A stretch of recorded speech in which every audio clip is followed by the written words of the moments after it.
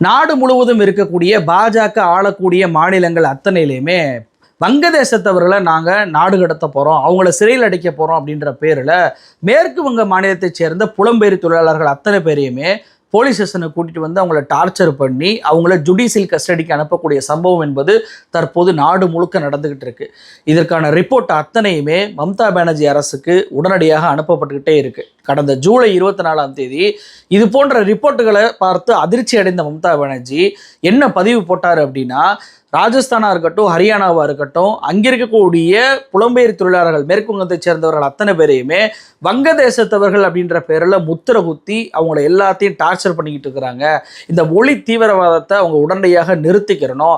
Double engine சர்க்காருடைய செயல்பாடுகளை பார்க்கும்போது எனக்கு அதிர்ச்சியாக இருக்கிறது. இதை ஒருபோதும் பொறுத்து கொள்ளவே முடியாது அப்படின்னு சொல்லி ஒரு பதிவை முதலமைச்சராக இருக்கக்கூடிய மம்தா பானர்ஜி அவர்கள் போட்ட பின்பு பார்த்தீங்க அப்படின்னா, ஹரியானா மாநிலத்தில் பானிபட் போலீஸ் ஸ்டேஷனில் 3 நாளாக என்னை வங்கதேசத்தவன் சொல்லி ஒத்துக்கிற சொல்லி போலீஸ் வந்து என்னை டார்ச்சர் பண்ணாங்க. நான் ஒத்துக்கிறவே இல்லை. கடைசியில் வேறு வழி இல்லாமல் அங்கே இருக்கக்கூடிய புலம்பெயர் தொழிலாளர்களுடைய உதவியோடு நான் அங்கேருந்து தப்பிச்சு என்னோட உயிரை கையில் பிடிச்சிட்டு இன்றைக்கி மேற்கு வங்கத்துக்கு வந்திருக்கேன் அப்படின்னு சொல்லிட்டு ஒரு புலம்பெயர் தொழிலாளர் தனக்கு நடந்த சம்பவத்தை விவரித்து பேசுவது வைரலாக ஆரம்பிக்குது. இப்படி முதலமைச்சர் ஒரு பக்கம் பதிவு போட்டு கண்டனத்தை தெரிவிக்கிறார், இன்னொரு பக்கம் பாதிக்கப்பட்ட ஒரு புலம்பெயர் தொழிலாளர் நடந்த சம்பவத்தை சொல்றாரு. இப்படி பல்வேறு கண்டனங்கள் அந்த மேற்கு வங்கம் முழுவதும் வந்த பின்பும் கூட பிஜேபி திருந்துவதாக இல்லைங்க. ஒன்றிய உள்துறை அமைச்சகத்துக்கு கீழே இருக்கக்கூடிய அமித்ஷாவுக்கு கீழே இருக்கக்கூடிய டெல்லி போலீஸ் பங்கா பவனுக்கு ஒரு கடிதத்தை அனுப்புறாங்க. அந்த கடிதம் தான் இன்னைக்கு ஒட்டுமொத்த மாநிலத்தையுமே பிஜேபிக்கு எதிராக திருப்பி இருக்கு. ஒரு பிஜேபிக்காரன் கூட வெளியே நடமாட முடியாத அளவுக்கு அது மிகப்பெரிய ஒரு பிரச்சனையை இன்னைக்கு அமித்ஷாவுக்கு ஏற்படுத்தியிருக்கு அப்படின்னே சொல்லலாம். அந்த கடிதத்தில் என்ன இருந்துச்சு அப்படின்னா, ஜூலை 24 மம்தா பானர்ஜி பதிவு போட்ட அதே நாளில் லோதி காலனியோடைய police station inspector Amit Dutt இவர் என்ன பண்ணுறாருன்னா, பங்கா பவனில் இருக்கக்கூடிய ஆஃபீஸ் இன்சார்ஜுக்கு ஒரு கடிதத்தை அனுப்புகிறாரு. என்ன கடிதம்? 8 வங்கதேசத்தவர்களை நாங்கள் வந்து பிடிச்சி வச்சுருக்கோம், அவங்க கிட்ட இருந்து நிறைய ஐடென்டி கார்டுகளை நாங்கள் பறிமுதல் பண்ணியிருக்கோம், டாக்குமெண்ட்ஸை பறிமுதல் பண்ணியிருக்கோம். ஆனால் அது எல்லாமே பங்களாதேஷ் மொழியில் இருக்குது, அதாவது வங்க நாட்டுடைய அந்த மொழியில் இருக்குது. அதனால இந்த டாக்குமெண்ட்டை எங்களால் படிக்க முடியல. இந்த டாக்குமெண்ட்டை எங்களுக்கு ஹிந்திலையும் இங்கிலீஷ்லையும் டிரான்ஸ்லேட் பண்ணுற மாதிரி ஒரு டிரான்ஸ்லேட்டரை எங்களுக்கு அனுப்பி வைங்க அப்படின்னு சொல்லி ஒரு கடிதத்தை அவர் அனுப்பி வைக்கிறார். இந்த கடிதம் தான் இன்னைக்கு மிகப்பெரிய ஒரு அணுகுண்டை, ஒரு மிகப்பெரிய ஒரு பிரச்சனையை மேற்கு வங்கத்தில் உருவாக்கி இருக்கு. அதாவது இந்த இன்ஸ்பெக்டர் எழுதுறாரு தெரியுமா லெட்டர், இவர் பெங்காலி மொழியை வங்க நாட்டுடைய மொழி அப்படின்னு சொல்லி குறிப்பிட்டு எழுதியிருப்பது தான் இன்னைக்கு பிரச்சனைக்கு காரணம். உடனடியாக இந்த லெட்டரை காட்டி மம்தா பானர்ஜி அவர்கள் ஒரு பதிவை, ஒரு கண்டன அறிக்கையை எழுதுறாரு. அதில் அவர் என்ன சொல்றாரு அப்படின்னா, அமித்ஷாவுக்கு கீழே இருக்கக்கூடிய டெல்லி போலீஸ் மேற்கு வங்கத்தை சேர்ந்தவர்களையும் பெங்காலி மொழியையும் வங்க மொழியாக ப்ரொஜெக்ட் பண்றாங்க. ரவீந்திரநாத் தாகூரும் விவேகானந்தரும் போன்றவர்களுடைய தாய்மொழி தான் பெங்காலி மொழி. இந்த பெங்காலி மொழியில தான் தேசிய கீதம் என்பது எழுதப்பட்டுச்சு. பல கோடி மக்கள் இந்த பெங்காலி மொழியை பேசிக்கிட்டு இருக்கிறாங்க. அரசியலமைப்பு சட்டம் அங்கீகரித்த இந்த பெங்காலி மொழியை எப்படி இவங்க வங்கதேசத்த நாட்டுடைய மொழியாக ப்ரொஜெக்ட் பண்ணலாம்? இது அவமானப்படுத்துவதற்கு சமம், இது தேச விரோதம், இது அரசியலமைப்பு சட்டத்தை மீறுவதற்கு சமம். பெங்காலி மொழி பேசுபவர்களை அவமதிச்சுட்டாங்க. இந்த ஆன்டி பெங்காலி கவர்மெண்ட் ஆஃப் இந்தியாவுக்கு எதிராக மிகப்பெரிய போராட்டம், ஒரு பதிலடி என்பது கண்டிப்பாக கொடுக்கப்படும் அப்படின்னு சொல்லிட்டு தன்னுடைய கண்டன அறிக்கையை மம்தா பானர்ஜி அவர்கள் கொடுக்கிறாரு. இங்கே தான் முதலமைச்சர் ஸ்டாலின் அவர்கள் மம்தா பானர்ஜிக்கு ஒரு ஆதரவை கொடுக்கிறாரு. அவர் தன்னுடைய பதிவுல என்ன சொல்றாரு அப்படின்னா, தேசிய கீதம் எழுதப்பட்ட அந்த மொழியை பங்களாதேஷ் மொழியோட ஒப்பிட்ட ஒன்றிய அமைச்சகத்துக்கு கீழே இருக்கக்கூடிய டெல்லி போலீஸ் திட்டமிட்டு இதை அவமானப்படுத்தியிருக்கிறாங்க. இது ஏதோ தற்செயலான ஒரு பிழையோ, ஒரு எரரோ, ஒரு ஸ்லிப்ஸோலாம் கிடையாது. இது அவங்களுடைய டார்க் மைண்ட் செட்டை காட்டுவதாக இருக்கு. நாட்டின் பன்முகத்தன்மையை சிறுமைப்படுத்தும் ஒன்றிய அரசியுடைய இருண்ட மனநிலையவே இது காட்டுது. இந்திய அல்லாத மாநிலங்கள் மீதான இந்த தாக்குதலை ஒரு சீல்டாக இருந்து, அதாவது பெங்காலி மொழிக்கும் அந்த மேற்கு வங்கத்துடைய மக்களுக்கும் ஒரு சீல்டாக இருந்து மம்தா பானர்ஜி அரணாக இருப்பார், இந்த தாக்குதலை சமாளிப்பார், இந்த தாக்குதலுக்கும் தக்க பதிலடியும் அவர் கொடுப்பார் அப்படின்னு சொல்லிட்டு தன்னுடைய ஆதரவை முதலமைச்சர் ஸ்டாலின் அவர்கள் கொடுத்திருக்கிறார். ஏற்கனவே பார்த்தீங்க அப்படின்னா மகாராஷ்டிராவில் அங்கே ஒரு மொழி போரே கிளம்புச்சு. ஹிந்தி தான் 3வது மொழி அப்படின்னு சொல்லி கட்டாயப்படுத்திய போது அங்கே முதலமைச்சர் ஸ்டாலின் அவர்கள் முதல் குரலாக தமிழ்நாட்டில் மட்டுமே எழுந்த இந்த இந்தி எதிர்ப்புக்கான குரல் என்பது தற்போது மகாராஷ்டிராவிலேயும் எழுந்திருக்கு அப்படின்னு சொல்லி பதிவு போட்ட உடனேயே மகாராஷ்டிரா மகாராஷ்டிரா மாநிலமே ஒரு பதற்றத்துக்கு உள்ளாச்சு. இந்திக்கு எதிரானவர்களா நீங்க? ஸ்டாலின் வந்து இந்திக்கு எதிரானவர், அதே போல மகாராஷ்டிரா அரசியல்வாதிகள் இந்திக்கு எதிராக மாறிவிட்டார்களா அப்படின்னு சொல்லி பிஜேபியை பதற்றமிட்டு ஒரு அறிக்கையெல்லாம் விட்டாங்க. அந்த அளவுக்கு மகாராஷ்டிரா மாநிலத்தில் ஒரு மொழிப்போர் நடந்த போது முதலமைச்சர் ஸ்டாலின் கொடுத்த அந்த குரல் தற்போது மேற்கு வங்கத்துக்கும் மாறி இருக்கு. மேற்கு வங்கத்துடைய பெங்காலி மொழியை வங்கதேச நாட்டுடைய மொழியாக இந்த ஒன்றிய பாஜக அரசு ப்ரொஜெக்ட் பண்ணதுனால அந்த உள்துறை அமைச்சகத்துக்கு கீழே இருக்கக்கூடிய டெல்லி போலீஸ் ப்ரொஜெக்ட் பண்ணதுக்கு எதிராக முதலமைச்சர் ஸ்டாலின் அவர்கள் முதல் ஆளாக மம்தா பானர்ஜிக்கு சப்போர்ட்டா கொடுத்திருக்கிறாரு. உடனே பதற்றமான இந்த பிஜேபி அமித் மால்வியா ஐடி விங்குடைய தலைவர் இவர் என்ன சொல்ல ஆரம்பிச்சிட்டாருன்னா, அதுல கைது செய்யப்பட்ட அத்தனை பேருமே வங்கதேசத்துடைய நாட்டை சேர்ந்தவர்கள் தான், அவங்கெல்லாம் வந்து மேற்கு வங்கத்தை சேர்ந்தவர்கள் அப்படின்னு சொல்லி மம்தா பானர்ஜி போய் சொல்றாங்க. நாட்டுடைய பாதுகாப்பு விஷயத்துல மம்தா பானர்ஜி அரசியல் பண்ணக்கூடாது அப்படின்னு சொல்லி அவர் ஒரு பதிவை போடுறாரு.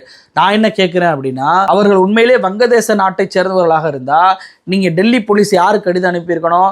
பங்களாதேஷுடைய எம்பசிக்கு கடிதம் அனுப்பியிருக்கணும். நம்ம இந்தியாவில் இருக்க தானே செய்து, டெல்லியில் இருக்க தானே செய்து, ஒன்று கடிதம் அனுப்பலாம், இல்லை நேரில் போய் எங்களுக்கு வந்து உங்கள் நாட்டுடைய மொழியை வந்து ஒரு டிரான்ஸ்லேட்டரை கொடுங்க, எங்களுக்கு இந்த மாதிரி பிரச்சனை இருக்குது, அந்த கேஸுக்கு நாங்கள் சால்வ் பண்ணிக்கிறோம், எங்களுக்கு விசாரணைக்கு உதவும் அப்படின்னு சொல்லி யாருக்கு இவங்க கடிதம் அனுப்பியிருக்கணும்? பங்களாதேஷோடைய எம்பசிக்கு அனுப்பியிருக்கணும். எதற்காக? மேற்கு வங்க மாநிலத்துடைய பங்கா பவனுக்கு அனுப்புறீங்க. தமிழ்நாடு இல்லைன்னு சொல்லிட்டு டெல்லியில் எப்படி இருக்கிறதோ அதே போலதான் பங்கா பவன் அப்படின்னு சொல்லிட்டு மேற்கு வங்க மாநிலத்துக்கு இருக்கு. அந்த பங்கா பவனுக்கு எதற்காக நீங்க கடிதம் அனுப்புறீங்க? அப்ப திட்டமிட்டு மேற்கு வங்கத்துடைய பெங்காலி மொழியை வங்கதேசத்துடைய மொழியாக தான் நீங்க சித்தரிப்பு பண்ணிருக்கிறீங்க. அது திட்டமிட்டு பண்ணிருக்கிறீங்க அப்படின்றத இதுல இருந்து உறுதிப்படுத்த முடியுதா? உடனே அபிஷேக் பானர்ஜி அவர் என்ன சொல்றாருன்னா, ஆர்டிகல் 343 மீதான டைரக்ட் அட்டாக் இது. 8வது அட்டவணையில பங்களாதேசி அப்படின்ற ஒரு மொழியே கிடையவே கிடையாது. பெங்காலிய வங்கதேச மொழின்னு சொன்னதே இங்க வந்து அவமானம் மட்டும் கிடையாது, அது எங்களுடைய அடையாளம் கலாச்சாரத்தின் மீதான ஒரு தாக்குதல் தான். பெங்காலி மொழி பேசுபவர்கள் அவுட் சைடர்ஸ் கிடையாது, அவர்கள் இந்த மண்ணை சேர்ந்தவர்கள் தான் அப்படின்னு சொல்லிட்டு ஒரு பதிவு போட்டிருக்கிறார். இந்த பிரச்சனை என்பது வெறுமன அரசியல்வாதிகள் கூட நிற்கல, சினிமா பிரபலங்கள் கூட இந்த பிரச்சனைக்கு இப்போ குரல் கொடுக்க ஆரம்பிச்சிட்டாங்க. குறிப்பாக மேற்கு வங்கத்துடைய சினிமா டைரக்டராக இருக்கக்கூடிய ஸ்ரீஜித் முகர்ஜி இவர் என்ன சொல்லிட்டார் அப்படின்னா, அது என்ன வங்கதேச மொழியா அப்படின்னு சொல்லிட்டு எம் போட்டு 3 டாட் போட்டு எஸ் போட்டிருக்காரு. கண்டிப்பாக அது கெட்ட வார்த்தையாக தான் இருக்கும். அந்த கெட்ட வார்த்தையை போட்டுட்டு அது பெங்காலி மொழி, தேசிய கீதம் எழுதப்பட்ட அதே மொழி, 22 மொழிகள் இருக்கக்கூடிய அதே மொழி அப்படின்னு சொல்லிட்டு அவர் தன்னுடைய கண்டனத்தை பதிவு பண்ணியிருக்கிறார்.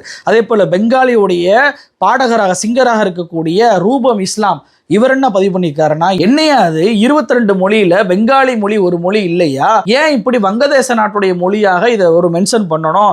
இது வந்து உச்சகட்ட ஒரு முட்டாள்தனமாக இருக்கிறது, உச்சகட்ட புறக்கணிப்பாக இருக்கிறது அப்படின்னு சொல்லிட்டு அவர் தன்னுடைய கண்டனத்தை பதிவு பண்ணியிருக்கிறாரு.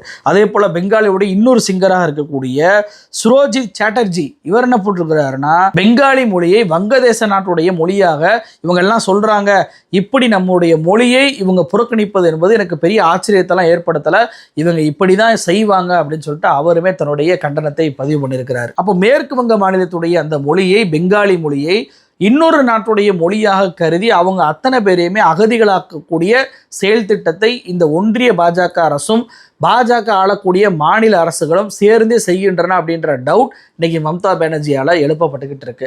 ஏற்கனவே தமிழ்நாட்டில் இதே போல தான் இந்தியை வந்து திணிச்சு ஒரு பிரச்சனையை வந்து ஏற்படுத்தினாங்க.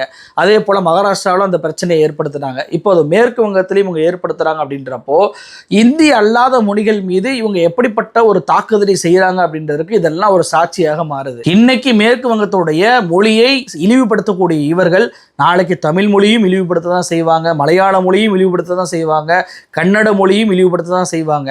இவர்களை பொறுத்த வரைக்கும் இந்தி சமஸ்கிருதம் மட்டுமே தான் இந்திய மொழியாக இருக்கணும்னு நினைக்கிறாங்களே தவிர 8வது அட்டவணையில் இருக்கக்கூடிய 22 மொழிகளையுமே அங்கீகரிக்கக்கூடிய அந்த மனப்பக்குவமோ பாங்கோ இவர்களுக்கு கிடையவே கிடையாது.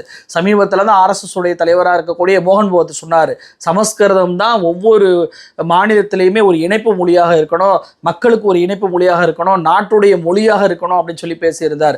அதற்கான முன்னெடுப்பாக தான் இதெல்லாம் இவங்க செய்கிறாங்களா, இல்லை மேற்கு வங்கத்தில் SIR இவங்க ஸ்பெஷல் இன்டென்சிவ் ரிவிஷன் அவங்க பண்ணும்போது அங்கே இருக்கக்கூடிய புலம்பெயர் தொழிலாளர்கள் அத்தனை பேரையுமே மேற்கு வங்கத்துக்கு அனுப்பி விட்டு அங்கே அவர்களை அத்தனை பேருடைய ஓட்டையுமே நீக்குவதற்கான வேலையில் செய்வதற்காக தான் இந்த பாஜக அரசுகள் இப்படி பண்றாங்களா அப்படின்ற கேள்வி எல்லாம் இன்னைக்கு பொது சபையில வைக்கப்பட்டுட்டு தான் இருக்கு. அப்போ ஒரு மாநிலமே இங்க பற்றி எரிஞ்சுக்கிட்டு இருக்கு. இதுவரைக்கும் அமித்ஷா இது குறித்து ஒரு விஷயத்தையும் ஒரு பார்வையும் சொல்லவே இல்லை.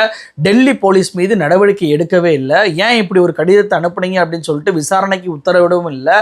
எதுவுமே பண்ணாம அமைதியாக கள்ள மௌனம் காக்குறாங்க அமித்ஷாவும் மோடியும். ஆனா இதுவே தேர்தல் நெருக்கத்துல பாருங்க, மேற்கு வங்கத்துக்கு போகக்கூடிய மோடி என்ன சொல்வாரு, பெங்காலி மொழியை போல வருமா, இங்கே விவேகானந்தர் வந்தார், ரவீந்திரநாத் தாகூர் வந்தார், தேசிய மொழியே எழுதப்பட்ட மொழி, பெங்காலி மொழி தான் நாட்டுடைய ஒருமைப்பாட்டுக்கு உதவுகிறது, அப்படியெல்லாம் வட சுடுவார் போய். ஆனால் அந்த மாநிலத்துடைய அந்த மொழியை அங்கே இருக்கக்கூடிய மக்களை இன்னொரு நாட்டவர் அப்படின்னு சொல்லி ப்ரொஜெக்ட் பண்ணி அவங்கள டார்ச்சர் பண்ணி அவங்கள ஜெயில் அடைக்கக்கூடிய வேலைகள் எல்லாம் இவர் தடுக்கவே மாட்டார். இது வெறும் மொழி பிரச்சனை மட்டும் கிடையாதுங்க.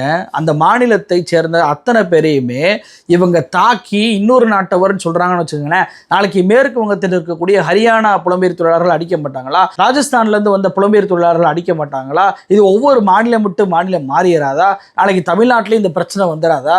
அப்போ இருக்கக்கூடிய எல்லா மாநிலங்கள்லையுமே மொழி ரீதியான பிரச்சனை என்பது புலம்பெயர் தொழிலாளர்கள் மீதான தாக்குதலாக மாறுச்சுன்னா ஒன்றிய பாஜக அரசால் அதை சமாளிக்க முடியுமா?